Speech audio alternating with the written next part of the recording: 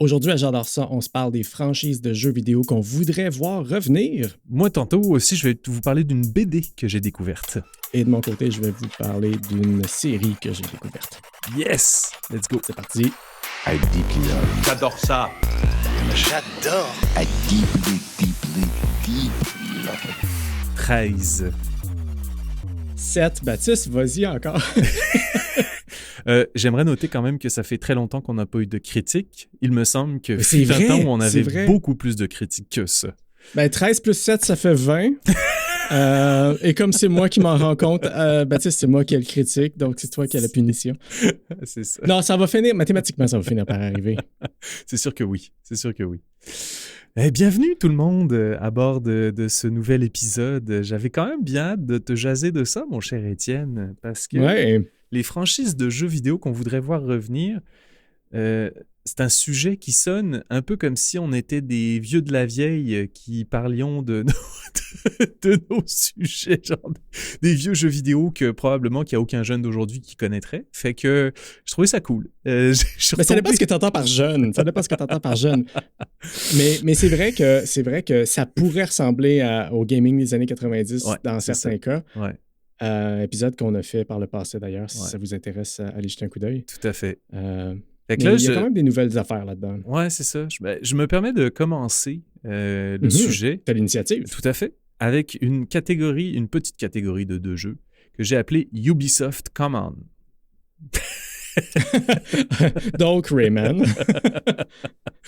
Non, même pas. Tu vois, j'ai pas... Ah, c'est drôle, j'ai pas mis Rayman, mais j'aurais tellement pu le mettre. Ben oui, t'as raison. OK, je rajoute Rayman. Excellent. Ah, c'est Excellent. drôle. Rayman, j'avais pas pensé Ben oui. à ça. Ben oui, Ben tellement. Surtout Ben oui. que c'est vrai que ça fait longtemps que cette franchise-là, on voit plus grand-chose. Il y a eu les lapins crétins à un moment donné qui découlaient un Ouais. peu de ça, là. Mais c'est vrai qu'on en entend plus beaucoup parler de Rayman. Ah, c'était tellement un bon jeu. Non, moi, j'avais plus noté un jeu en particulier que j'avais beaucoup aimé. Puis il y a eu des suites, mais c'était pas par jeu, c'est Watch Dogs. Watch Dogs, oui. Puis je dois dire que le 2 et le 3 sont corrects. C'était le fun, c'était du bon divertissement. Mais le 1, la storyline était vraiment bonne. Je comprends pas pourquoi ils n'ont pas continué dans ce sens-là. Fait que j'irais même plus loin que revoir la série redémarrer, mettons, ou renaître de ses cendres, c'est redonnez-moi comme le 1. Redonnez-moi une histoire solo qui est le fun à jouer, là. Moi, c'est un thème récurrent dans mes choix. Une histoire solo qui est le fun à jouer. C'est ça, c'était vraiment un genre de... Je me rappelle, dans le temps où c'était sorti, le marketing d'Ubisoft était le fun parce que c'était un genre de GTA, mais très hacker. Puis au moment où c'était sorti, ça fitait, là, cette thématique-là était excitante, tu sais, de genre hacker des chars de police ou n'importe quoi avec ton sel, puis c'était vraiment cool. Puis il y avait je pense que le personnage principal, si je me trompe pas, s'appelle Aiden Pierce. Puis là, il y a une histoire avec sa nièce qui s'est faite tuer, je pense, par, je sais plus, c'est dans un accident de voiture alors qu'il était en course-poursuite ou je sais pas trop quoi. Bref, il y a vraiment un gros backstory. Puis j'ai trouvé le jeu, il y avait super soundtrack, des bons antagonistes, les fights étaient vraiment le fun à jouer aussi. Bref, il y a plein de choses. Je l'ai rejoué plusieurs fois pour vrai, Watch Dogs le 1. Alors que les deux autres suivants, je les ai joués juste une fois chacun, puis on dirait que j'en avais déjà assez vu. Fait que, je reprendrais de Watch Dogs. Puis le deuxième jeu de Ubisoft Command. Attends. Avant Watch Dogs, j'aimerais savoir pourquoi le 1 plus que le 2 puis le 3? Ah ben c'est ça, storyline. Il y en a pas. Les histoires du 2 puis 3, il y en a pas? C'est essentiellement, c'est genre le feeling que j'ai eu pour le 2 et le 3, si je me trompe pas. Dans le 2, tu t'appartiens à une genre de gang de hackers, mettons, là. Puis je pense que tu joues à peu près toujours le même personnage, mais on dirait que c'était juste une genre de... Je sais pas comment dire, là, des jeunes hackers qui vont hacker des choses en gang, puis qui essayent de ramasser de l'argent, puis etc. pour des bonnes causes, mais il n'y avait pas de storyline tant que ça. C'était pas intéressant. OK. J'ai pas trippé, j'ai pas accroché. J'ai besoin d'une fausse histoire pour mon jeu. C'est ça. Puis Legion... Ubisoft, come on. C'est ça. Puis Legion, c'était vraiment en mode, tu sais, je pense, l'idée, c'est que tu peux comme incarner différentes personnes de la vie de tous les jours, puis essayer d'aller hacker toi-même le système ou les grandes institutions, ou etc. Mais il n'y avait pas de storyline non plus. Ça filait vraiment genre, je sais pas, là, il n'y a comme pas d'histoire en arrière d'un personnage que tu joues, je comprends pas. Moi, personnellement, je vois pas l'intérêt. À quel point c'est similaire à Cyberpunk? C'est une bonne question. C'est une bonne question parce que c'est sûr que ça se situe vraiment pas au même endroit dans le temps, sachant que, mettons, Watch Dogs c'est un peuvent être... présent versus... C'est ça. Mais en même temps, il y a quelque chose de très digital dans les deux quand même. Quand tu joues, c'est très... c'est vrai, t'as raison. J'avais pas vu ça comme ça. Puis je pense qu'il y a des styles qui se ressemblent un peu. Mais c'est sûr que l'histoire de Cyberpunk, elle est folle raide, là. Le backstory, il est partout, là. Il est tout le temps. Fait que là, j'ai eu bien plus de fun à jouer à Cyberpunk 2 playthroughs puis à Watch Dogs 1, mettons, là. Donc, on met Ubisoft au défi. On met Ubisoft au défi. Attends, je ramène ça aussi. Un autre qui me reprendrait je reprendrais de la storyline puis du backstory beaucoup plus poussé. C'est Assassin's Creed.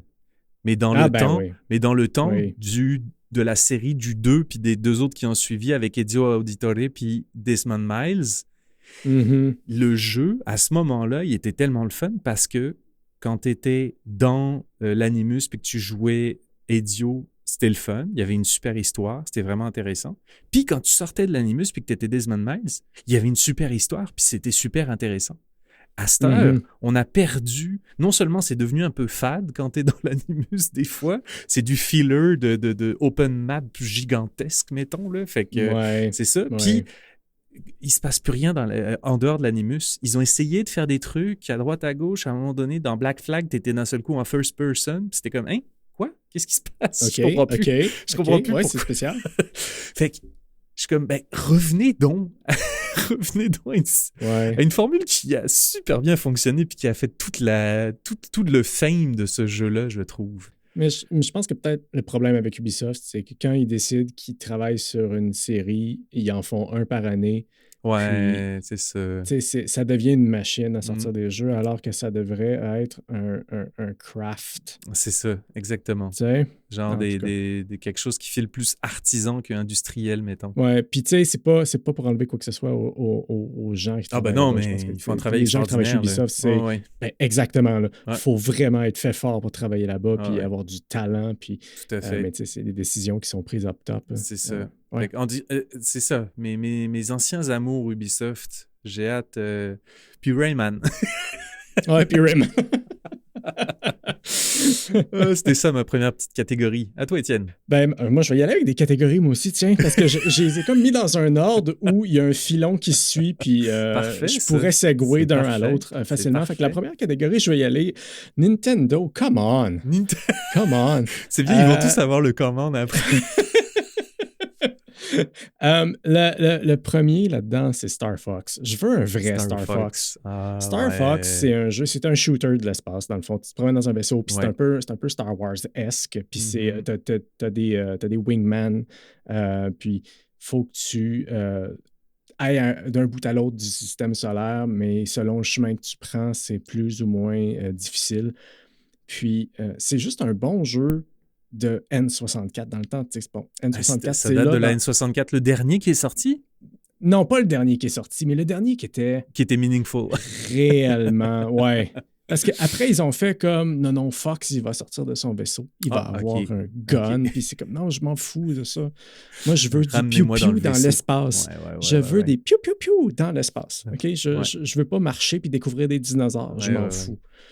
Mais je suis d'accord, par contre, que la formule est à revisiter. C'était trop simple. Ben, pas que c'était trop simple. Pour un jeu moderne, ce serait trop simple. Ouais, je comprends. Mais il y a moyen de faire quelque chose. Il y a moyen de le styliser. Il y a moyen de tweaker le gameplay pour que ce soit... Tu sais, avec la puissance de la Switch 2, je suis convaincu qu'on pourrait faire quelque chose d'impressionnant. Ben oui.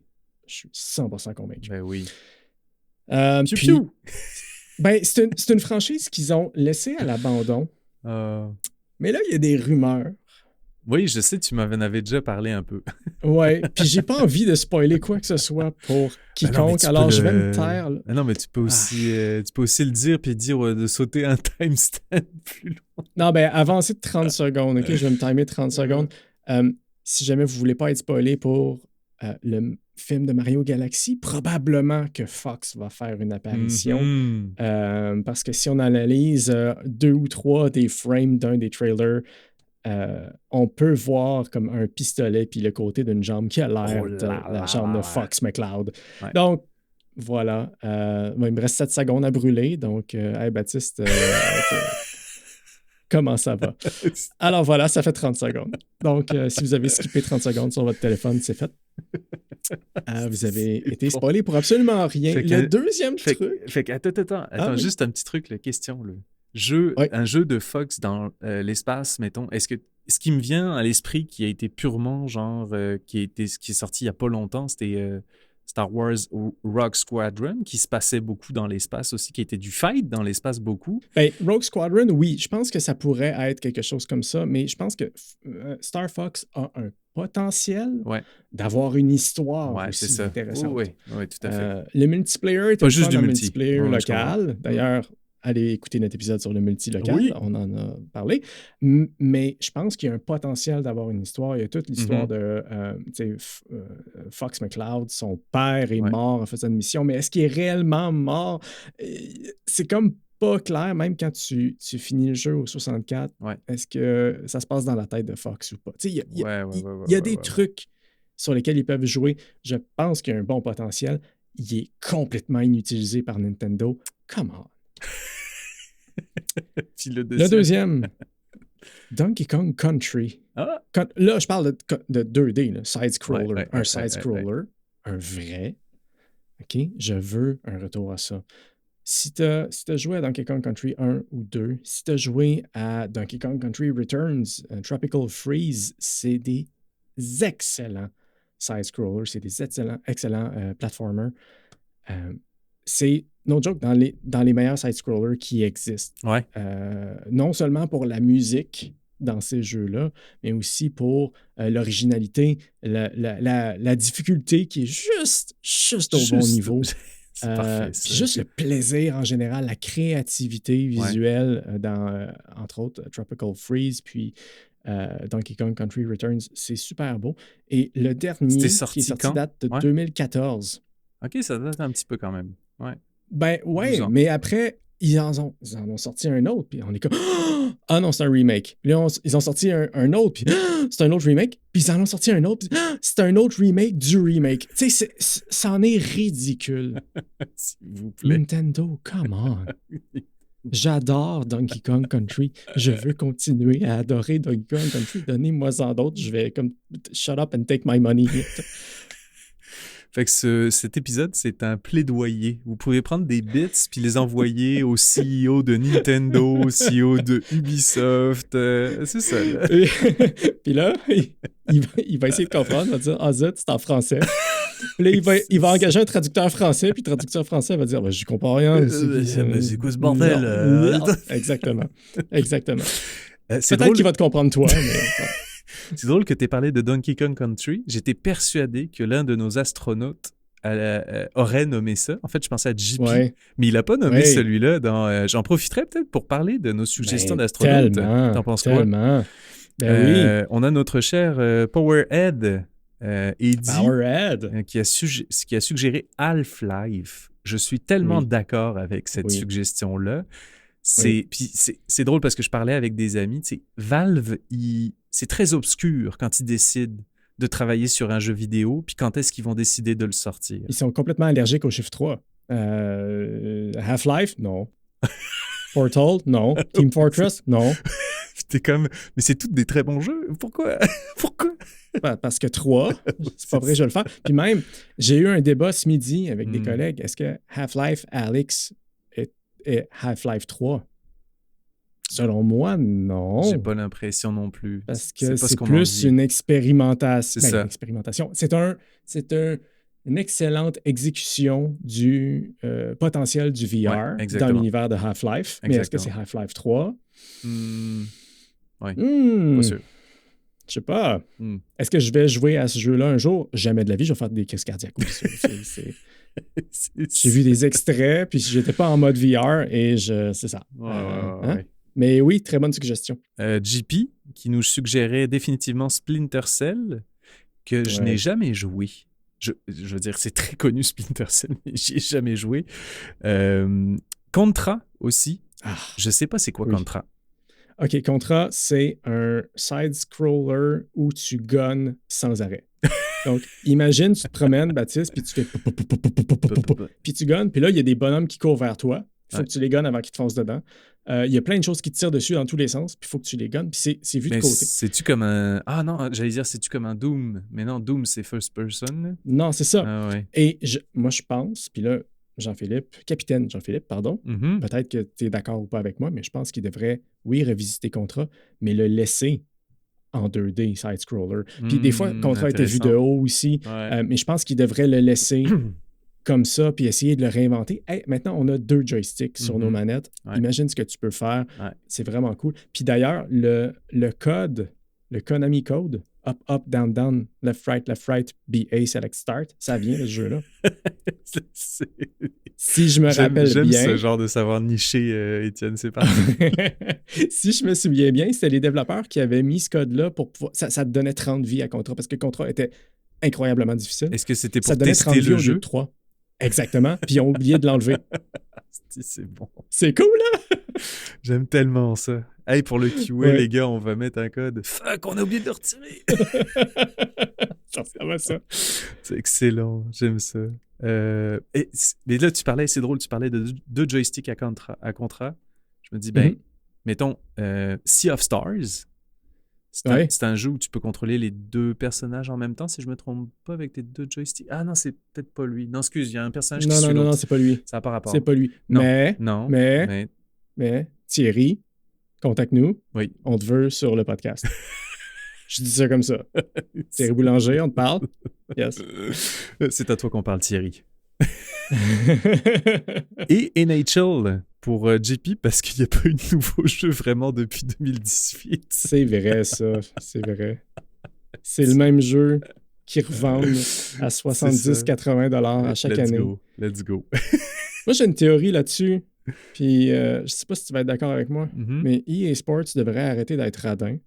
Puis, à la place, vendre, disons, NHL PS5. Puis, FC PS5, puis FC Xbox, ou peu importe, puis vendre une upgrade de roster à chaque année. Donc, ben là, tu veux avoir les nouveaux joueurs, les nouvelles équipes, ben tu payes 10$ seulement au lieu de repayer 80$, et c'est le même jeu, parce que c'est déjà le même jeu. Ah oui. Donc, le cash grab. EA, come on! EA Sports. Come on. Exact. J'ai envie d'aller utiliser les AI pour prendre la voix du gars de EA Sports puis générer un EA Sports. Come on. C'est bon, ça. C'est malade. Puis notre cher The North, qui est un autre capitaine, il dit... difficile à dire, ce n'est pas tant le nom de la franchise, mais plus le gameplay qui m'attire, mais il n'y a jamais vraiment eu de suite pour la série principale des jeux Ogre Battle. Ouais. Depuis celui au N64, j'ai dit à The North, je ne connais pas Ogre Battle. Moi, je le connais depuis longtemps. C'est Hugo, dans le fond.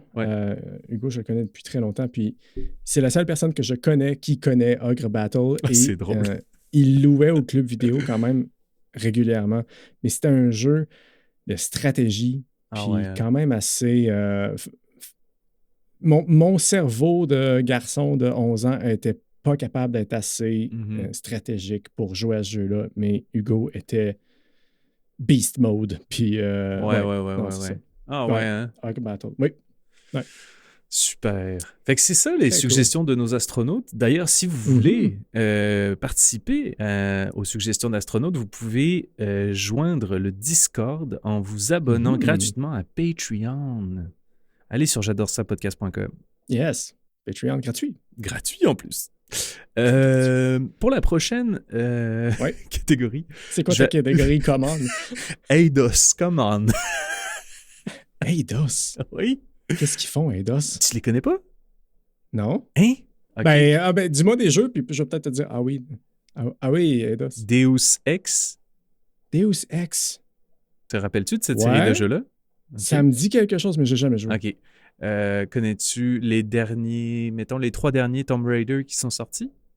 Ah, c'est eux qui... Mm-hmm. Ah, oh. Puis connais-tu Tomb Raider, j'aime bien. le jeu Marvel Guardian of the Galaxy qui est sorti?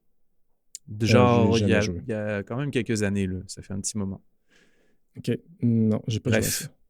Eidos. Ouais. Ce sont les 3 jeux, en fait, que je me suis dit, hein, Deus Ex, premièrement, parce que je suis un peu un des insider info parce que mon beau-frère a travaillé chez Eidos pendant peut-être 1 ou 2 ans. Mm-hmm. Puis ils avaient eu des parts qui avaient été rachetées par, je sais plus, c'est Embracer ou bref, un gros groupe qui investissent beaucoup dans les rachats de studios de jeux vidéo ces dernières années. Puis ils ont mis complètement sur la glace la franchise Deus Ex alors que je pense qu'ils étaient en train de travailler sur le prochain IP de cette franchise-là. Mm-hmm. Puis pour moi, ça a été vraiment des jeux que j'ai adoré l'histoire. Surtout, c'est lesquels que j'ai joué. J'avais joué à Human Revolution puis Mankind Divided. Puis je sais pas, c'était vraiment cool. Tu étais un genre d'agent augmenté. Tu sais, t'avais quasiment un... Ben, c'est pas un exosquelette, là, mais t'avais genre été toutes tes parts de corps, quasiment, c'est rendu de la mécanique. OK.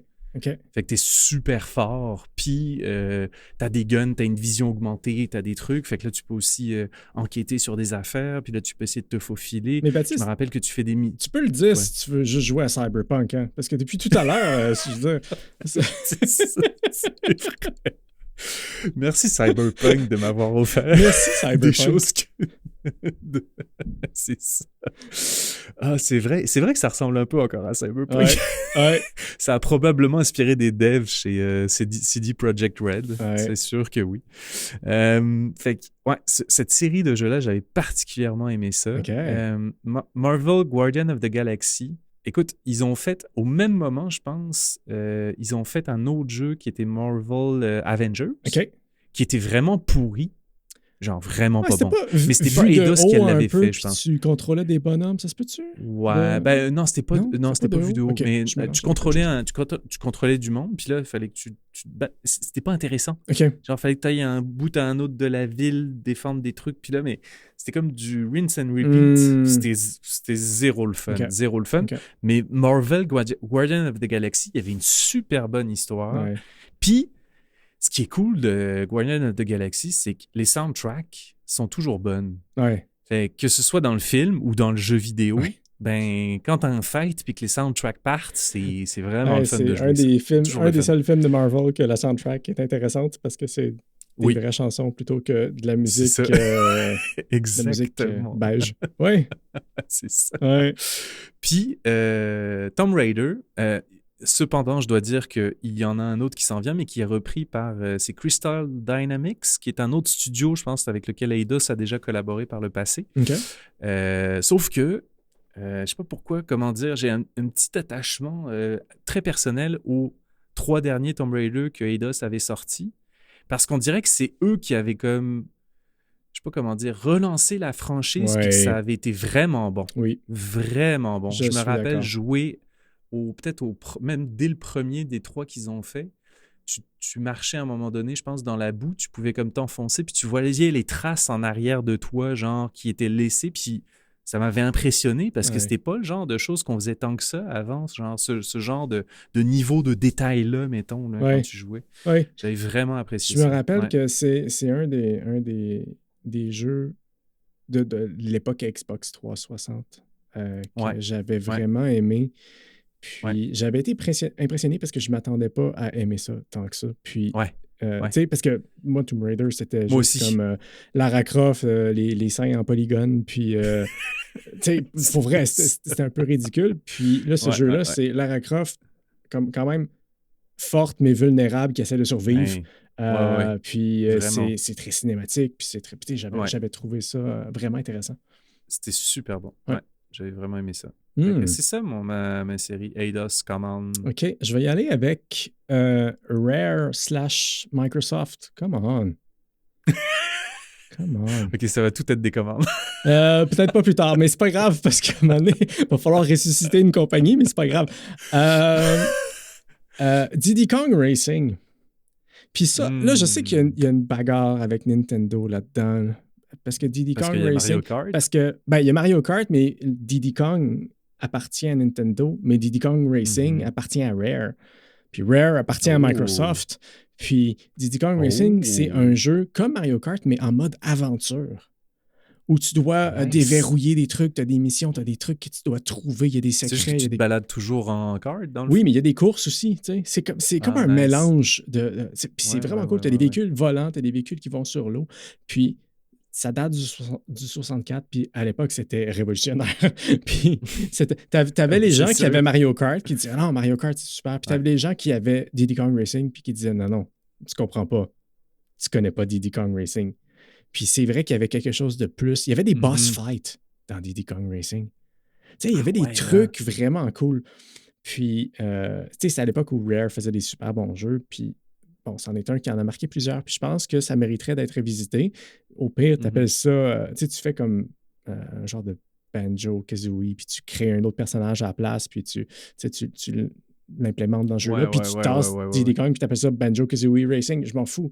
Tu sais, mais ramener ça, c'était vraiment amusant. Puis là, on est rendu qu'on a des enfants, puis ce serait un jeu avec... avec nos enfants, on pourrait jouer à ça puis avoir plein de plaisir. Oui. Fait l'autre que peut-être pas jouer avec nos enfants, mais Perfect Dark, j'en avais parlé par le passé, puis c'est... je me rappelle plus. C'est comme GoldenEye. C'est fait par Rare aussi. Ils ont pris l'engin de GoldenEye, puis ils ont fait Perfect Dark, puis c'était à tout point de vue, sauf la nostalgie de certains, meilleur que GoldenEye, à mon avis. Je veux dire, côté performance, côté option, côté multiplayer, c'était toutes des améliorations. Puis l'univers était quand même intéressant. Bon, c'était un truc d'agent secret, mais avec des extraterrestres puis des trucs comme ça. Puis il y avait quelque chose, il y avait de la saveur derrière ça. Puis je sais que c'est franchise qui a quand même été pas abandonnée par Microsoft.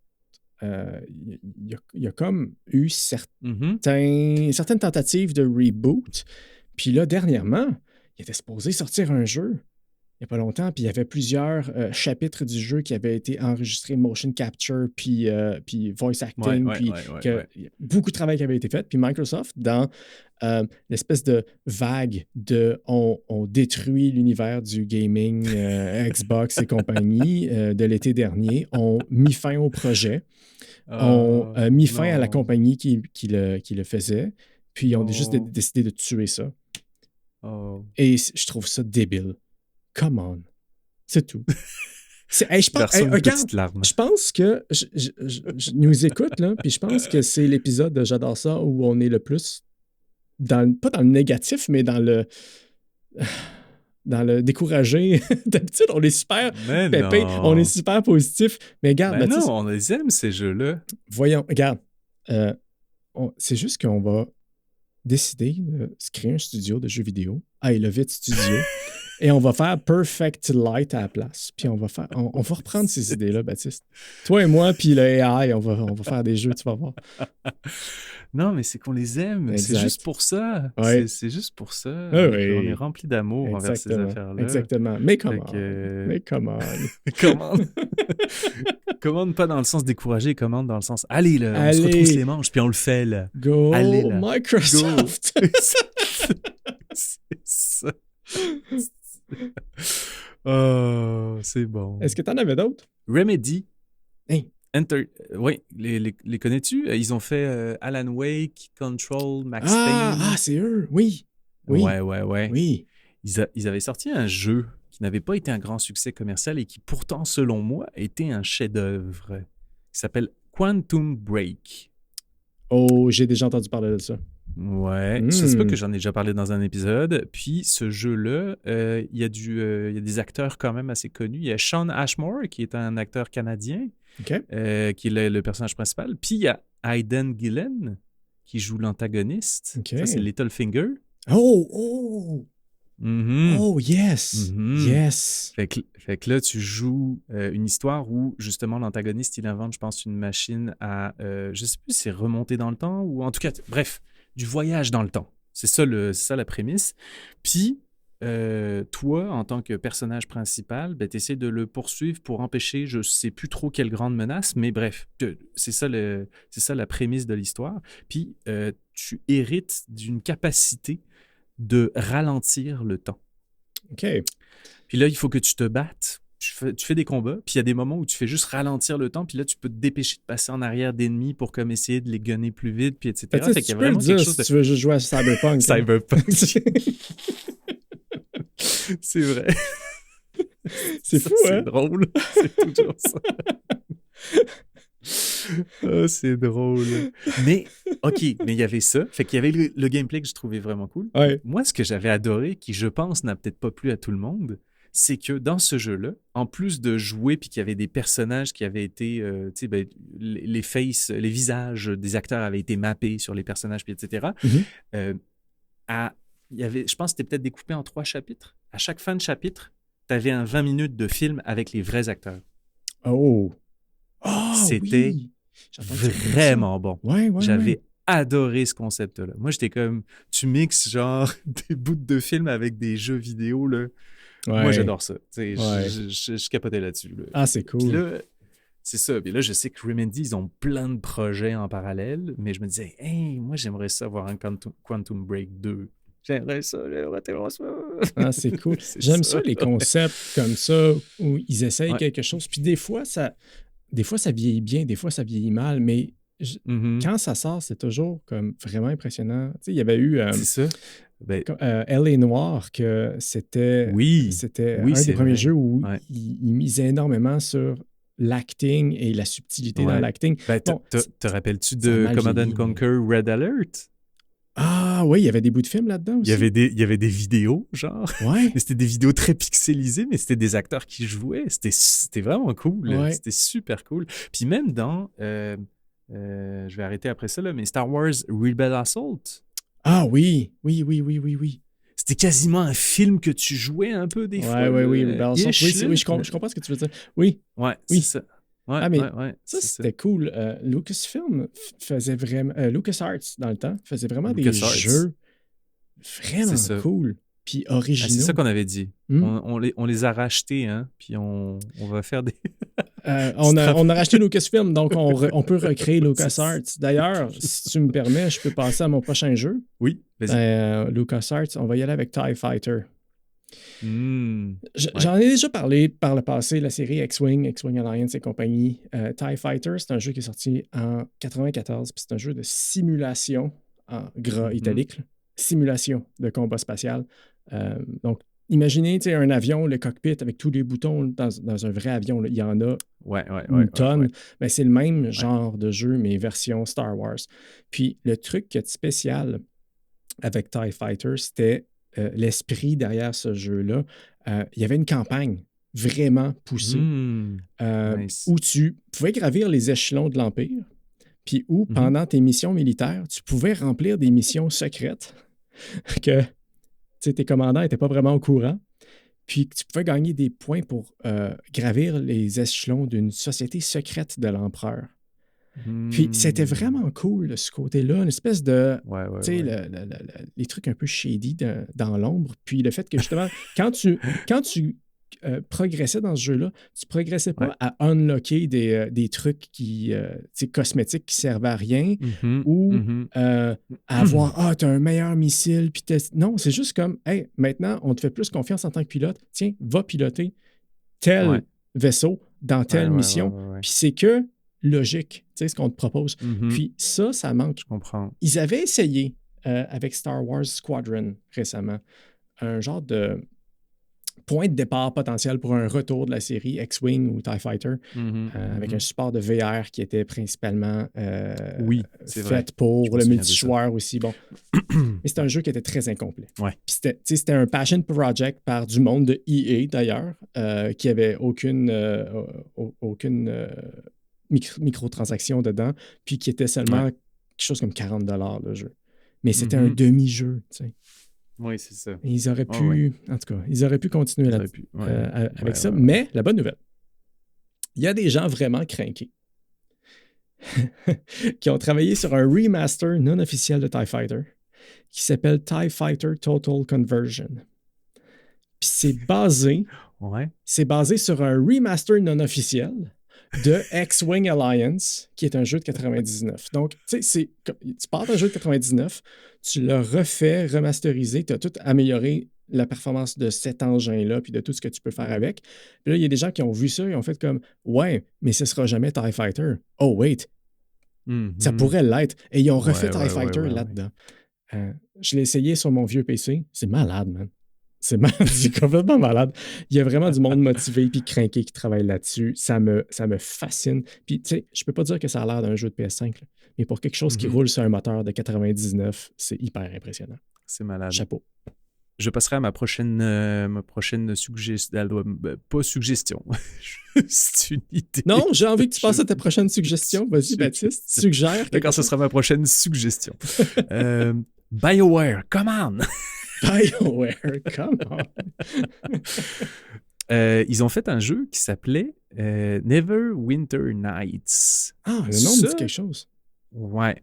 Puis ça, dans le fond, pourquoi j'ai adoré ce jeu-là, c'est que on était à une époque où moi, ce que j'avais avant de jouer à ce jeu-là, c'était Baldur's Gate 2. Ah oui, c'est ça. Donjon Dragon. Qui est un très Donjon Dragon. Super bon jeu, Baldur's Gate 2, mais c'était vu de dessus, puis c'était encore du 2D. C'était pas du vrai 3D. OK. Neverwinter Nights, c'était comme l'équivalent de Baldur's Gate, mais ils étaient enfin passés à du 3D dans les technologies, mettons, pour faire des jeux à ce moment-là. Nice. Fait que, bon, c'est ça. Fait que là, à ce moment-là, j'étais comme « Ah, c'est donc ben cool! » Puis là, je me mettais à jouer, faire des games, puis faire mes classes, puis classique, Donjons et Dragons. Yes. Sauf que je suis même allé, une coche plus loin, parce que dans ce temps-là, tu pouvais, contrairement à Baldur's Gate 2, c'était compliqué, mais sur ce jeu-là, tu pouvais aller sur des serveurs puis jouer avec du monde. Il y avait des gens qui créaient des maps gigantesques avec plein de monde, puis etc. Puis tu pouvais te réunir là avec du monde pour jouer, puis même tu pouvais comme écrire, puis ça apparaissait dans une bulle au-dessus de ton personnage comme s'il parlait, genre. Oh.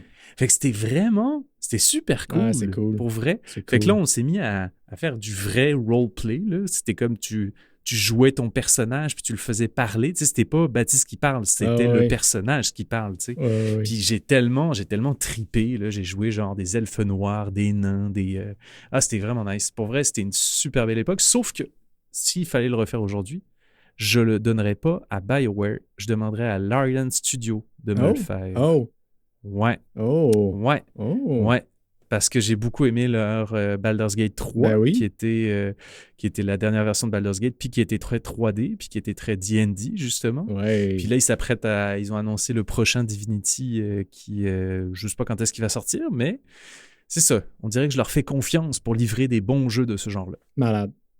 J'aimerais vraiment savoir ça. J'aimerais vraiment jouer à ça. Ah, c'est cool. Ouais. J'en ai un dernier, sinon. Portal. Ben hey, oui. Valve, come on. Oui. Valve. C'est ça. Pour ceux qui vivent dans une boîte orange box, qui savent pas c'est quoi Portal, imaginez que vous avez un gun, puis quand vous tirez sur un mur, ça ouvre un portail vers l'autre portail que vous avez tiré sur un autre mur, puis vous pouvez traverser le portail, puis dans le fond, faire des trucs avec des puzzles physiques complètement débiles avec ça. Puis donc, c'est ça, c'est un jeu de puzzle en shooter à la première personne. C'est vraiment cool. Il y a J.K. Simmons dans le 2 qui est exceptionnel. L'histoire est le fun. Il y a énormément de lore dans Portal. Il y a même des BD liés à ça. C'est honnêtement un des meilleurs jeux auxquels j'ai joué, selon moi. Portal 2. Ouais, ben oui. Mais c'était super bon. Puis je me rappelle, le co-op est très cool. Le niveau d'humour est super bon. Oui. Tu sais, puis ce qui était cool aussi, c'est niaiseux, mais le co-op, c'était pas le même jeu que le solo. Ah, exact. Puis j'étais comme, c'est donc ben cool en termes de rejouabilité de dire, un 2 en 1. Je jouerais pas au même jeu si je joue avec quelqu'un d'autre versus si je joue tout seul. C'est malade. Exact. Ah non, c'est super. Puis tu sais, c'est super créatif dans la manière dont tu résous les puzzles. Puis l'histoire est excellente. J'ai juste du bon à dire là-dessus, mais c'est Valve. Ils feront jamais un jeu numéro 3. Ils sont allergiques au 3. Je m'en fous. Faites Portal 4. Oui, c'est ça. Je m'en fous. Sautez une version. Faites comme dans le temps des rois, là, où on passait d'un seul coup d'un Louis XIV à Louis XVI, puis on n'entendait plus parler de Louis XV. Je sais pas si c'est comme ça que ça a eu lieu, mais je me semble de que... Baptiste. Oui, c'est ça. Fait que là, on parlait des rois qu'on aimerait voir revenir, c'est ça? Exactement. Exactement. Bon, passons à la suite. Oui, c'est ça. Dernier jeu pour moi. Oui. C'est un jeu un peu obscur, je pense, pour ben du monde, mais ça s'appelle Empire Earth. Oui. Puis ce jeu-là, OK, c'est un RTS, Real-Time Strategy. Fait que, bon, il y a beaucoup de jeux de stratégie que j'ai adorés quand j'étais jeune. Puis là, j'aurais pu en mettre plein dans cette catégorie-là. Mais là, lui, ce que je voulais nommer, c'est, contrairement, mettons, à Age of Empires ou quoi que ce soit, c'est que tu pouvais partir de la préhistoire, Ouais. puis tu pouvais évoluer jusque dans le futur. Mais là, ce que ça faisait, c'est qu'il y avait un effet de... Tu étais en constante accélération d'évolution. Parce que des fois, ça se pouvait que tu te retrouves, genre, tu as des légionnaires romains qui essayent de se battre contre des tanks de la guerre mondiale, la Seconde Guerre mondiale, genre. Fait que là, je veux dire, pourquoi pas? des fois, c'était un peu absurde, là, mais c'était tellement... Je me rappelle, j'avais du fun, là, j'étais avec mon ami, d'ailleurs, Gnolo, qui est aussi des fois sur Discord, puis on jouait beaucoup ensemble, on s'amusait à faire des parties, on faisait des murs de tours, puis là, on appelait ça le mur de l'Atlantique, puis là, tu peux avoir des genres de bombardiers qui droppent des nukes, puis etc. Fait que, bref, beaucoup de fun avec ce jeu-là, puis surtout dans le concept de... Tu pars de la préhistoire, puis d'un seul coup, tu vois genre... tes unités qui évoluent, puis là, tu vois ton ennemi, il est peut-être un âge de plus avancé que toi, fait que t'es comme, oh, va falloir que j'accélère pour me dépêcher de le rattraper, puis etc. Dans le fond, c'est Civilisation, mais version RTS. Oui. C'est cool. C'est vraiment cool. C'est ça. J'avais vraiment aimé cette série-là. Puis je pense que ça fait un petit bout qu'ils en ont pas fait, mais il y en a eu peut-être 2 ou 3, je pense, qui sont sortis. Ça fait longtemps. Ouais. Ah, c'est cool. Ça. Ouais. Let's go. Publicité. Bip! Break de 20 secondes. Cet épisode de J'adore ça vous est présenté par une compagnie de Québec, Sounds Good. Yes! Ils fabriquent de l'équipement audio puis ils nous ont donné des écouteurs que nous allons faire tirer à un de nos astronautes.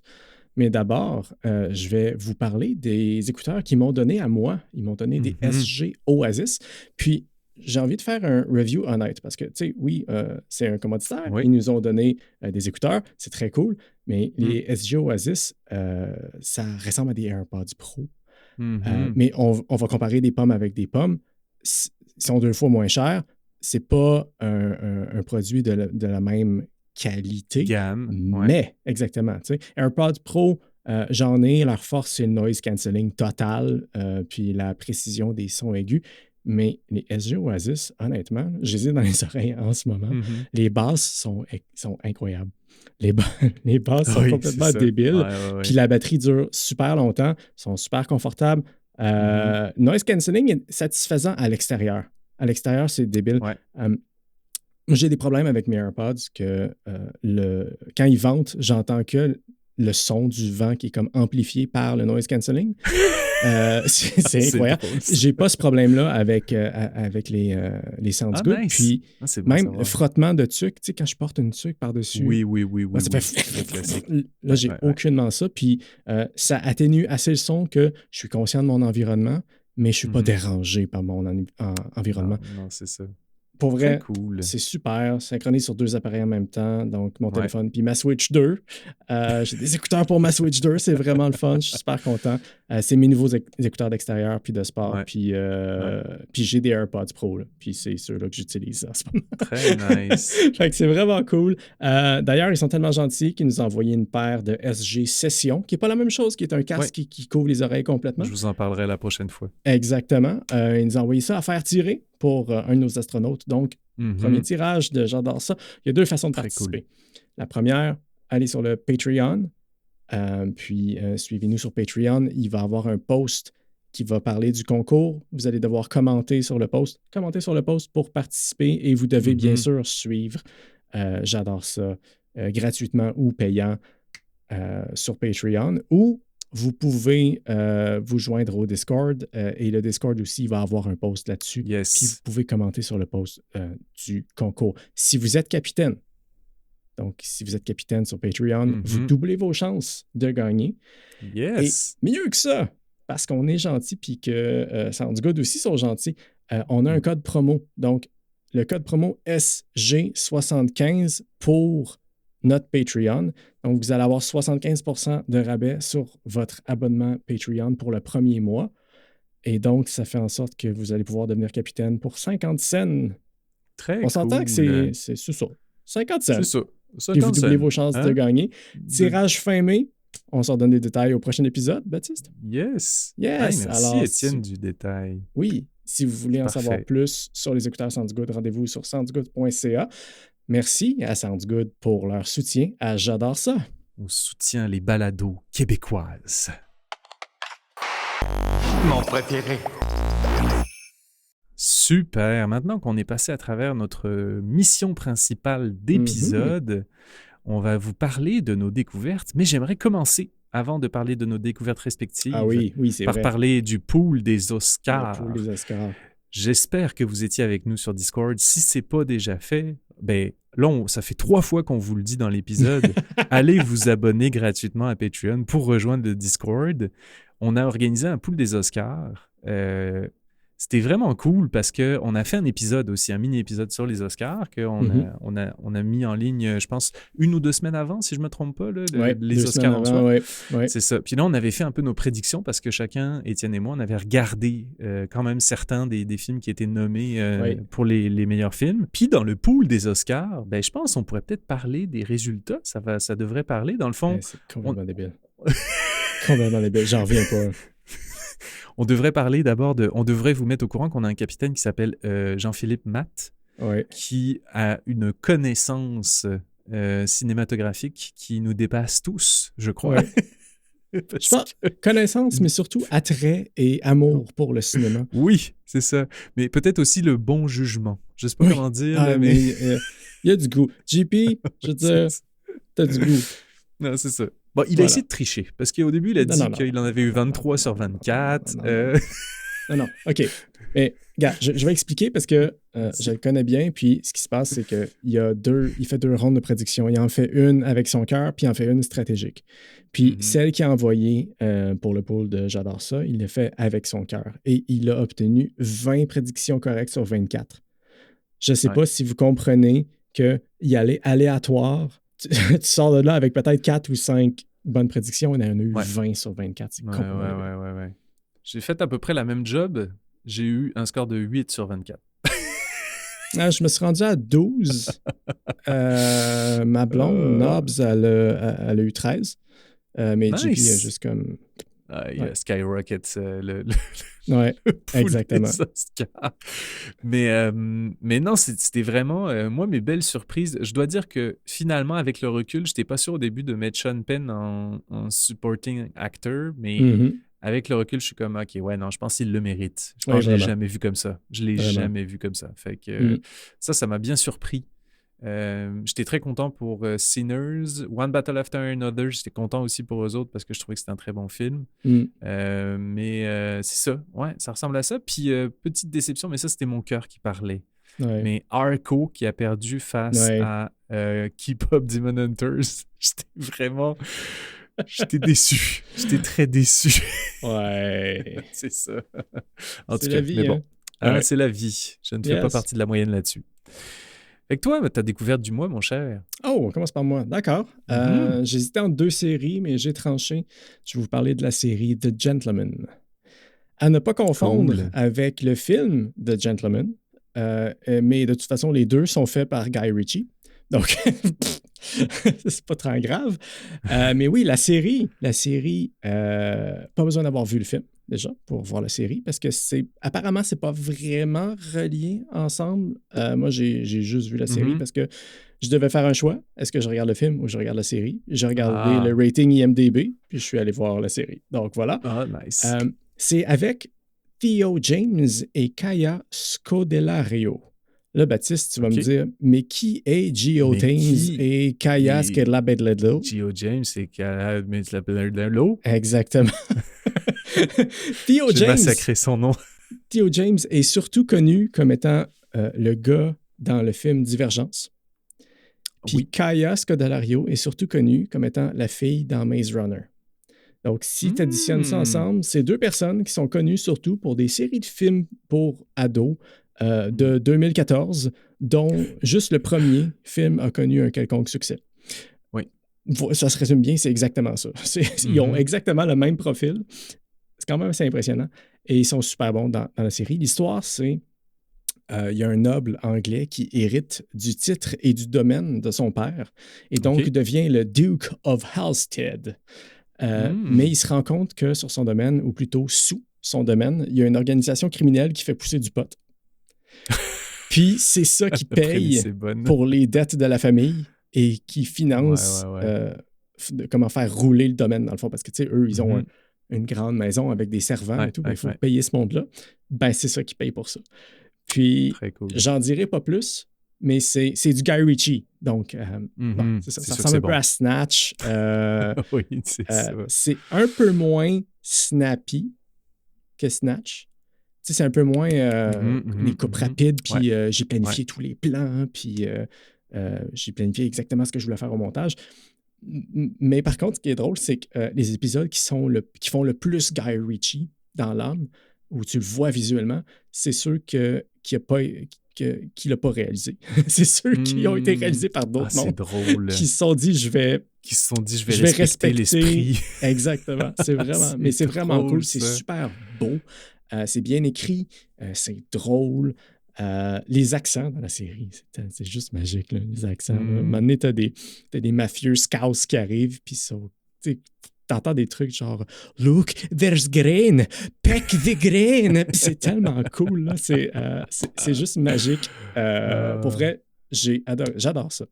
J'adore ça. C'est sur Netflix. Allez voir ça. Nice. De ton côté, Baptiste, tu voulais parler d'une BD. Ouais, Carbone et Silicium. Hein? C'est drôle parce que ça a été écrit, je ne sais plus en quelle année, là, ça doit faire un petit bout, probablement avant l'avènement des IA génératives. Mais c'est très d'actualité, on dirait, avec tout ce qui se passe avec les IA. C'est 2 robots qui sont activés, je pense que c'est dans la Silicon Valley, par des chercheurs de nos jours, si je ne me trompe pas. Puis c'est 2 robots qui se connectent un peu à l'Internet pour aller apprendre plein de choses, puis etc. Puis là, ce qu'ils font les chercheurs, c'est qu'ils les mettent dans des corps pour essayer de les faire marcher, puis etc. Fait que c'est vraiment le début de « Hey, on a des robots qui ressemblent énormément aux humains, là, beaucoup plus que ce qu'on a nous aujourd'hui comme robots qu'on voit, et qui sont constamment connectés à l'Internet en mode intelligence artificielle avec des émotions, puis etc. » Fait que ça, c'est la prémisse. Puis ce qui est très cool de cette BD-là, c'est que tu vois sur les 200 à 300 années suivantes l'évolution de l'humanité et des robots. Dans le fond, ils font des bonds dans le temps. Sachant que ces 2 robots-là, Carbone et Silicium, ils sont là tout le long. Fait que, ils vivent là, pendant ce 300 ans-là, là. Mais ils vivent plein de péripéties. C'est genre, il y en a à un moment donné qu'il faut qu'ils réussissent à se reconnecter à un nouveau corps, sinon il va complètement s'éteindre puis disparaître. Il y a plein de bonds dans le temps qui sont faits comme ça, puis j'ai trouvé ça super bon. Il y avait aussi, je pense qu'à un moment donné, c'est comme, OK, 200 ans plus tard, c'est la Russie qui own complètement toute la production de robots, puis c'est rendu une entreprise qui s'appelle Mechatronic, qui sont à la recherche justement de ces 2 robots-là, parce que c'est un peu des rogue robots, là. C'est pas ils font pas partie du moule des robots classiques, mettons, là. Fait que, bref, il y a tout ça, puis ils évoluent là-dedans, ils rencontrent d'autres robots, ils rencontrent d'autres humains. Il y en a une des 2 robots, justement, qui aime bien se connecter, parce qu'à un moment donné, les humains sont rendus que... les humains et les robots, peut-être, sont rendus qu'ils préfèrent se connecter pour aller dans le monde virtuel qui est beaucoup plus beau, parce que la réalité est rendue tellement plate. C'est un genre de Ready Player One. Un peu, c'est ça, un peu. Ouais. Mais c'est super bon. C'était vraiment bon. J'ai vraiment adoré cette BD-là. Est-ce que c'est français? Est-ce que c'est québécois? Oui, c'est français, je pense. OK. Je crois que c'est français. Ouais, c'est ça. Les Français et les Belges, hein, avec les BD, vous êtes vraiment forts. Vous êtes vraiment forts. Ah, c'est cool. C'était ça ma découverte. Carbone et Silicium. Ouais, Carbone et Silicium. Malade. I love it. I love it. J'aime quand on m'enduit d'huile. Merci d'avoir été avec nous pour cet épisode. Si vous avez aimé ce que vous avez entendu, il y a plusieurs façons de nous donner un petit coup de pouce. Oui, vous pouvez vous abonner au podcast, c'est gratuit, ça permet de rester connecté. Vous pouvez aussi nous laisser un petit 5 étoiles sur votre plateforme de podcast ou un pouce en l'air selon c'est quoi votre plateforme. Pour vrai, ça aide énormément. Si vous pouvez laisser un commentaire aussi, on va vous répondre. Allez-y. Et pour aller un peu plus loin, pour la 4e ou 5e fois dans cet épisode, on a une page Patreon. C'est une belle façon de soutenir le podcast, que ce soit gratuit ou en étant capitaine et en payant un petit frais. Puis pour accéder à du contenu exclusif. Donc, vous pouvez aussi vous inscrire après ça au Discord si vous avez accès à Patreon. D'ailleurs, nos capitaines, on va les mentionner parce qu'ils nous soutiennent à tous les mois depuis quelques temps. Jean-Philippe Matt, Hugo Chalifo, Antoine Talbot. Merci les gars. Merci tous les détails, j'adore ça, podcast.com. Et sur le site, vous trouverez aussi tous les liens pour nous écouter. On est sur toutes les plateformes. Toutes. Puis, regarde, juste pour le dire, vous pouvez nous écouter directement sur Patreon aussi. Donc, oui, en plus. Pourquoi pas. 6e fois qu'on en parle. Puis le meilleur moyen aussi pour aider le podcast, c'est d'en parler à vos amis, aux gens autour de vous. S'il y a des jeux qu'on a mentionnés, puis... ça allume des choses. Exactement. Des amis d'enfance avec qui vous en avez joué à ces jeux-là. Allez-y. Exactement. Allez-y, partagez cet épisode-là, puis ça va nous faire plaisir. Plus on est de fous, plus on rit. Yes. Merci encore, chers astronautes, d'être à l'écoute. Et on se retrouve très bientôt dans un prochain épisode. Bye! J'adore ça. J'adore.